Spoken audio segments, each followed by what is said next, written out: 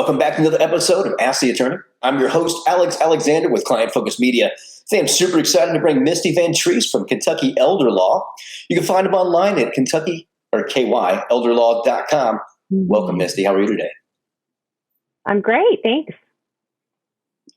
We appreciate you having here. You and I spoke just briefly, but before we came on, and you guys are based out of Louisville, Kentucky. Now you have 3 locations in Louisville, but you're also basically Kentuckiana licensed, correct? So you guys do business in north of Louisville, which in Indiana, and of course throughout the state of Kentucky. Tell us a little bit about Kentucky ElderLaw and what makes you guys special. So yes, like you said, we practice all over the state of Kentucky. We always say from Pikeville to Paducah, so the whole length of the state, and then southern Indiana. We were the first law firm to really completely focus our practice on elder law. So we were really excited last year to celebrate our 20th anniversary. So established in 2002. And focusing exclusively on this area. So the elder law, a lot of people wonder what that is. What does it mean?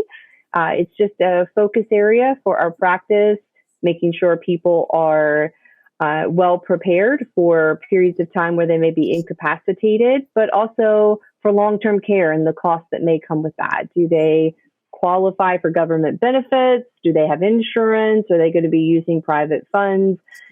How are they going to fund that cost if it comes along? We have 6 lawyers, so I think we're also the largest firm in Kentucky, but our goal is just to provide excellent service and meet all the needs of our clients in Kentucky and southern Indiana. That sounds incredible. And the fact that you guys have 6 dedicated attorneys to elder law is awesome. So that's great. Kentucky's a big state, big populace. And some of the things I think people need to understand is there's a difference between, having a will and having life care planning, right? So can you just briefly kind of explain, obviously the will thing, right? Everybody needs a will, and that's part of your life care plan. Mm-hmm. But let's just say that I'm in my early 50s. My parents are in their 80s, or late 70s, early 80s. How would that apply to someone like myself or someone similar to me? So I think, I try to tell people what we're really trying to do is make sure people can get the care they need when they need it, where they want it, and get it paid for, along with being prepared for decision making during all of these time periods. You and your situation that you describe is very typical. So a lot of people will come to our office, but they're actually coming to talk about their parents, or they're coming with their parents to discuss some of these issues. So for them, we're looking for planning. We're going to be making sure they've got powers of attorney, healthcare surrogates, living wills, but that's just such a small piece of it. But also, do we need to plan ahead for paying for long-term care? And that's where trust, or maybe avoiding probate, that could involve a trust, where those types of more complicated documents might come into play.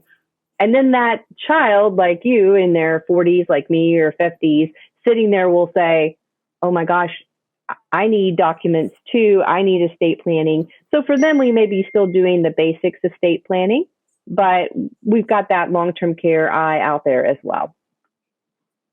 I think it's super important, and you're completely right, that someone in our age demographics, as you come up, out of your 30s and getting into your 40s and 50s, to understand that there needs to be a plan for you as well, so that you're not sitting in this situation that our parents may be, where we're trying to figure things out now as time is escaping us. So I think it's a really good idea for the, I'm sure probably your target demo is going to be individuals who are going to be late 30s and above, who are cognizant of the fact that life is fleeting. We need to make sure that there are plans in place for, God forbid, right, that I am in my mid 40s and I still have children that are just basically, depending on how quickly you have children, but they could be young adults, they could be teenagers. And if something were to happen to you, do you want the probate factor to be kicking in? Do you want to have things planned out for them? And I think it's a really good idea for people to understand that life care planning is so much more than just a will. If there's go ahead. I was going to say, yeah, I think we even do it, I think, a step maybe even beyond what a lot of people are used to, because in our firm, or what's typical for them, in our firm, we even have social workers on our staff. So we talked about our 6 lawyers. We also have 2 full-time social workers that work with our clients to make sure that they're getting questions answered, they're help navigating all the, medical issues that might come up. If it's time to transition from, to home care or maybe assisted living or something like that, those social workers are available to our clients as well if they're life care planning clients. So that's pretty unique to our firm here in Kentucky. Well, that's pretty much awesome. And some of the things that people need to understand. Life care planning is something you really need to look at, and I suggest that everyone at least look into it. Even if I guess sometimes we're afraid of the terms, right? We're afraid of our own mortality, and we really don't want to discuss these kind of things or get into it. But I really want people to understand this is something that no matter what your age is, you need to look into this. And if you're in Kentucky or Southern Indiana, I think it's a really smart idea to go to it's KentuckyElderLaw.com, KYElderLaw.com, and discuss these facts with someone from the firm. Misty Vantrease, of course, would be more than happy to discuss things with you. One of the things she also said was having someone there that can help you transition.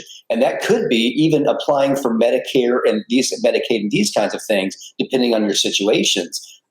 You guys also provide help with VA benefits, correct? We do. So a lot of veterans of wartime periods, so they didn't have to serve over in, a war theater, but they maybe served during the Vietnam era, Korean era. They may not realize there's money available to them from the VA to help pay for care. And it's not just available to them, it's also available to a surviving spouse of a wartime veteran. So around $1,400, for example, a surviving spouse could get, even though maybe her husband passed away 20 years ago, but if she hasn't remarried and now she needs assisted living, we can get that benefit started for her, get $1,400 extra coming into her bank account every month to help pay for that care that she needs. So all kinds of things out there that a lot of people just don't know about that we can help connect.